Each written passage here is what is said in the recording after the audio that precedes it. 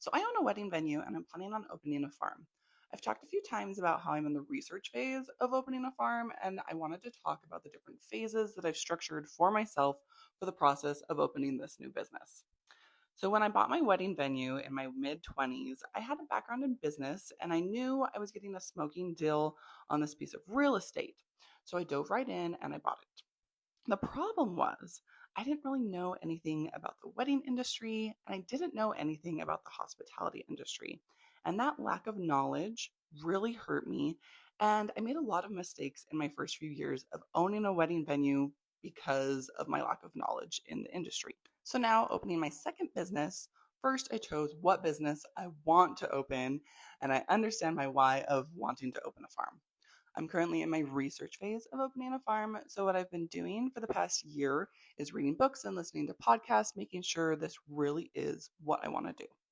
My husband and I spent a good amount of time this summer researching properties, understanding the market for the real estate that we are purchasing, understanding the must haves of the property, knowing how many acres we want, and what we would want to do with those acres. So, as soon as we decided that this really is what we want to do next, I started phasing myself out of the systems at the wedding venue. So, I used to do all the tours, I used to manage the setup team and be there for every single wedding. I used to fill in at the actual events if we were short staffed. I was washing dishes. I was answering every single inquiry coming in for potential clients.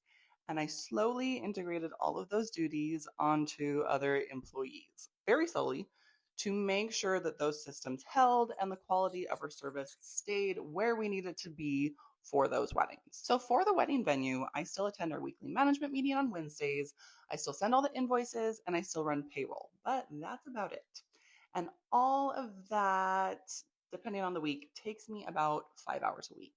So now that the wedding venue pretty much runs without me, I'm focused on understanding the farming industry and filling in my gaps of knowledge when it comes to owning a farm.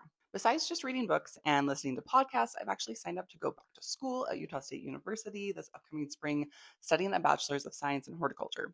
Now, I know you don't actually need a degree in horticulture to start a farm, and I don't know if I'll actually finish the degree, but I want to at least get like 2 to 4 semesters done to really have a deeper understanding of soil and plants. I'm taking greenhouse management classes, I'm taking field and food cropping system classes.